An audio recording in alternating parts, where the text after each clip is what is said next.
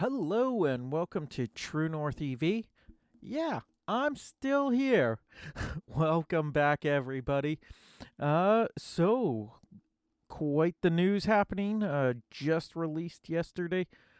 Manitoba Electric Vehicle Rebate Program. So with that, the province of Manitoba, is offering $4,000 on the purchase of new eligible electric vehicles. So with that, it's going to have to be under $70,000, so $69,999. That's also going to be if you lease the vehicle, it's going to work out to be about $1,000 per year of lease. So if you do a 4-year lease, that's $4,000 that you'll get back as a rebate. So that means you have to fill out an application on the MPI website or the government of Manitoba link. I'll throw that in the notes. And you fill out an application, see if you're eligible and all that for it. And you'll get a check back. Right now they're saying about 45 to 60 days. But it is a first come, first serve. So even if you bought the vehicle, so this rebate does go back to, I believe it was, my brain's not working so well, August 1st, 2023. So if you bought it from then up till now, you just have to fill out the Manitoba public insurance form, and you can look at a rebate back. But again, first come, first serve. So yeah, hopefully it doesn't run out. But in a way, kind of hope it does run out, because that means that so many people in Manitoba want the EVs at a lower cost and available, so that the Manitoba government will see that this is a program that's working, and they should throw more money at it, that it is working, and it's going to be helping the province of Manitoba. So I know this one's going to be pretty Manitoba heavy. So if you're from another province, hopefully your province offers these rebates or a form of rebates. And if not, hey, maybe it's a way that you can lobby your government to start offering an EV incentive. Or maybe you're like Quebec and BC, you're doing so well that they're actually now looking at possibly getting rid of some incentives. What I like the best, sort of, is they're offering $2,500 on the purchase of pre-owned electric vehicles. So off used EVs, the problem is it's only up to 4 years old. So right now, it's if your vehicle is a 2020 or newer, and unfortunately that keeps going up. So next year it's going to be 2021 and newer. So I think I don't like that. I'd prefer to be 10 years old. Help those that actually need those incentives, purchasing a 10-year-old EV or whatnot. So yeah, it's going to be, and these checks are going to be mailed out to you. So maybe you can actually use that money you get back to help install a charger at your place if you need it, or get accessories, or let's be honest, we're in Manitoba, right? Snow tires. Help us get snow tires, right? So right now the program is set to run until March 31st of 2026. If the money lasts, right? It goes until the money runs out. Hopefully this will be renewed. And also, you do need to purchase the vehicle from a Manitoba dealer. So Teslas are kind of the one oddball, because they're allowing up till May 1st of 2024 to be purchased outside of Manitoba, just because May 1st is when we finally got our dealership here in Manitoba. So you have to qualify through purchasing from them. I'm just looking kind of through their website here. I actually we did like an hour phone call with the government talking about this and all that it offers. It's a great program. And you can pair it with the federal $5,000 grant. And with that, you're looking at $9,000 off the purchase price of a vehicle.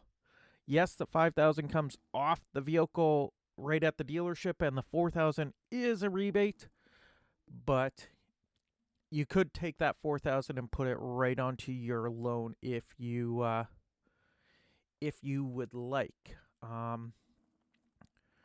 So with the vehicles, for the $70,000, it's one of the questions is what vehicles are eligible under the Manitoba Electric Vehicle Rebate. It's going to be all new EVs with manufacturer suggested retail price less than $70,000. And so you won't be eligible if your vehicle's over 70. EV must be purchased from authorized registered motor vehicle dealer in Manitoba. The vehicle must be less than 4 years old, so model year 2021 or newer. And for pre-owned EVs, the purchase price must be below $70,000 also to be eligible for rebate.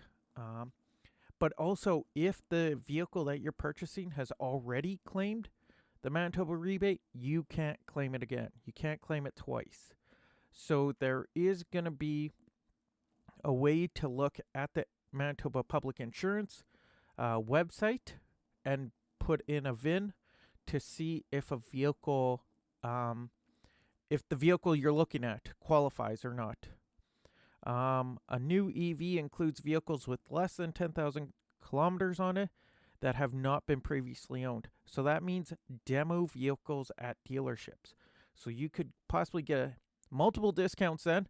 A discount for it being a demo vehicle, a discount from the federal government, the $5,000, plus then the $4,000 for the provincial rebate. So you could actually come with a nice little nice discount off that. It does not include electric scooters, snowmobiles, off-road vehicles, or bicycles. None of that is included with it. And with this rebate, it's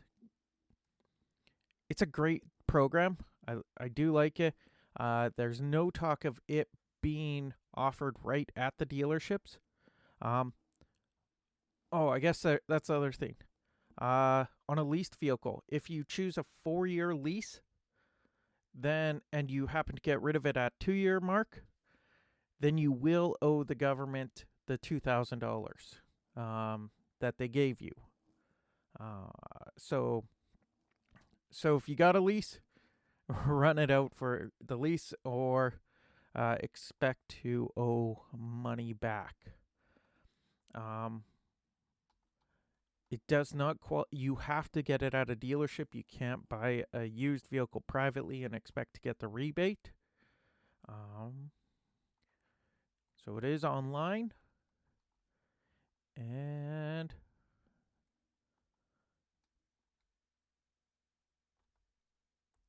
I'm just checking. Yeah, so that's kind of the main crux to it. If you do have other questions, feel free to reach out and ask. It is going to be a check that is sent to you. It's not an instant deal. That's the main questions we're getting.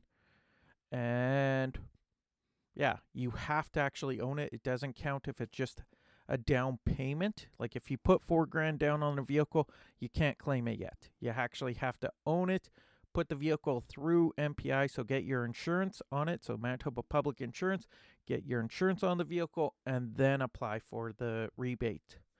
So that's the main crux of it. Other big things happening in Manitoba and myself. I have picked up a second EV. We actually picked up a 2014 Nissan Leaf from a gentleman I've known for a while. He's actually a member of the Manitoba Electric Vehicle Association, and he runs a business called Greenway Motors. Does a lot of Nissan Leafs through there, so I picked up a 2014 Nissan Leaf. It has, I believe it's 180 some thousand kilometers on it. It was an American vehicle.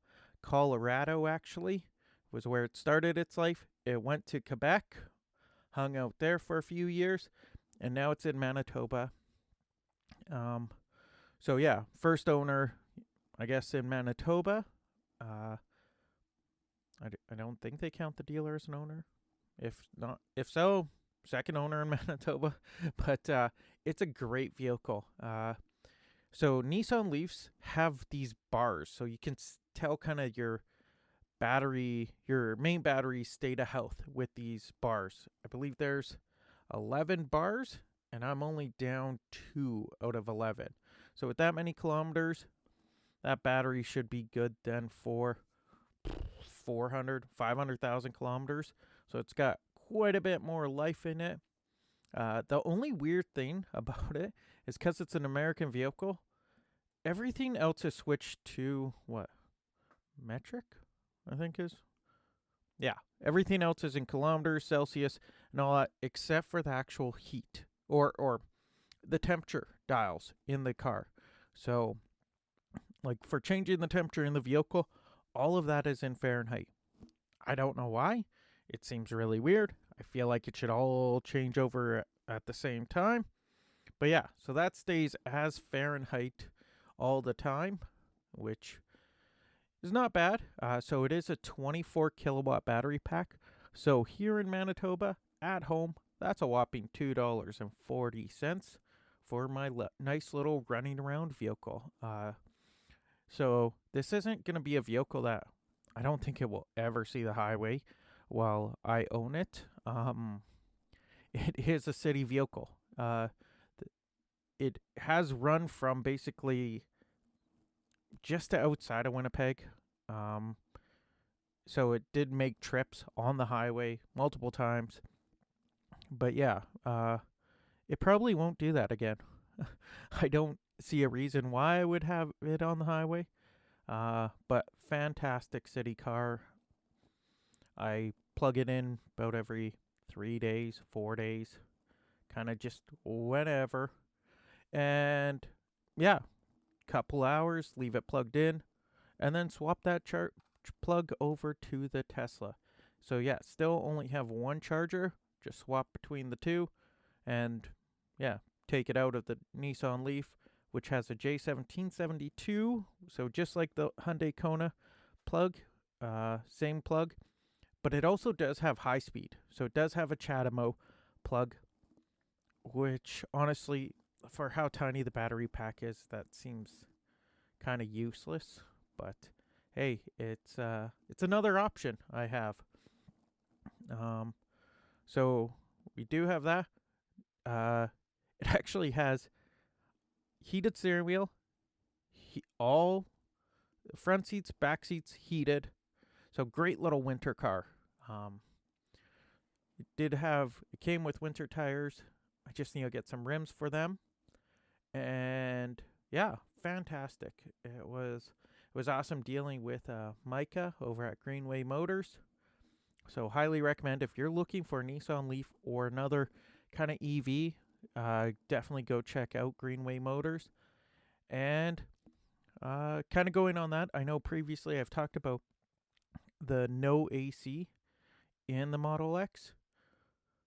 We got AC now. So I took it in to kind of get checked out, and it's apparent. So they hook their machine up to it. They kind of do their pressure readings, basically pressurize the system, and it holds pressure, but there wasn't enough. It's called refrigerant. So the stuff that basically cools everything off, there wasn't enough of that in it, but there's no leaks they can find. So they basically just topped it up, and it works now. So we'll see how that goes. It's much better when you have AC in essentially a greenhouse. So Um, and it should also help with, not that there was really an issue, but it might actually help speed up supercharging, because that air conditioner basically is used to keep the batteries at their set desired temperature. So that it should possibly help with that. I don't know how much of an issue it was, because there was still some refrigerant in it, just not enough. Um, so yeah, and I guess kind of going with the whole Tesla deal, we actually went camping for this past Canada Day weekend. We took it camping, and we just picked out a electric site out in White Shell, and it was about a 2-hour drive there. And uh, there was, you could choose to plug in at 120, or there was a 15 amps or a 30 amp plug-in. I do have a tester that one of our Manitoba Electric Vehicle Association members highly suggested. So I got a 120 tester and a 240 tester. When I plugged in the 240 tester after I plugged in the adapter, which is a TT30 adapter, it showed no power. My neighbor with their camper, they had power in theirs, but my side had no power. So I actually used 120, the Tesla charger on 120, and basically just used that to charge up the Tesla. We still took it out to a place called Rainbow Falls. Nice little waterfall. Tons of waterfalls. We went camping in the White Shell area called Big White Shell Lake. Nice area. Nice and wooded. Nice water. But yeah, I did pass, actually. There was a few Teslas that I passed, and actually Volkswagen ID4 passed me on the way back, just because I was taking it easy on the way back, just because we did some running around. I didn't charge it up to 100%, or I didn't let it charge up to 100%. And with that, I was going to have, they were saying 40% initially, but there is a lot of up and downs. But I did make it back with, I believe it was 38% remaining. And I didn't know if we had to do any running around. We did come back fairly early in the day, just because it started raining and we were in a tent. So trying to get out of the rain. Yeah. We did have a bunch of events going on with the Manitoba Electric Vehicle Association this past month in June. We went out to Kenora, met up with Richard and Nicole. They're actually driving a Rivian R1T. Well, last year they drove it from Victoria to, I believe, Nova Scotia is where they spent the winter, and now they're making their way back. So met up with them. The next day we went out to local car meet here with Unrestricted Empire, and super windy day, but it was great. Lots of people interested, lots of people talking. We then had an event at Pony Corral on Pony Corral's a restaurant here in Winnipeg. They have a car show every Sunday with kind of a host club each week, and we actually were the host group last week, and yeah, we had an awesome turnout. We had so many vehicles, it was filling up the area. I believe we probably had 20-30 vehicles. Mercedes brought in 3 brand new Mercedes. The Mercedes dealership brought those in. We had BMW dealership was there with 3 of their vehicles. There was an old Volkswagen Karma Ghia that has undergone conversion, and it was way neater than when it would have had a gas motor in it, just because you have so much more room to work, because the motor was just a little tiny motor. and it probably is putting out way more power than it had when it had a gas motor. We had a Karma there. We had whatchamacallit? We had a Tesla Model Y with a teardrop camper there. And then, yeah, your Konas, your Teslas, all three of the Teslas were there, or all four of the Teslas were there. So many different vehicles. It was fantastic. Lots of people chatting. There was a few odd, rough comment, but nothing too harsh. Basically, just they're not real cars, or basically it was a waste of people walking by, but they had to walk by us in order to go check out the Ferrari that was there. But yeah, many dealerships though showed up. So I think with the EV rebates that are being pushed, it's gonna get more questions are gonna be asked of us in the future, which should be good. And we don't have anything actually planned for July, so maybe we'll take it easy July. We'll see. Maybe something will come up. And just with this, though, we are starting to focus on planning for September's Manitoba Electric Vehicle Association's EV Fest. So that's going to be a whole bunch of dealers we're hoping to have there, a whole bunch of different owners, all in one spot that you can ask pretty much any EV question you have right there. And hopefully we can help you out, especially with these new rebates, help you get into a new EV or used EV. Really, I my last two have been used, and I quite enjoy them. Yeah, I think that's all I got.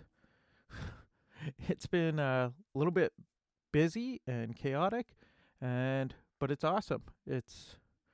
I actually just finished an interview today on CGOB with Hal Anderson, talking about the rebate, the new provincial rebate.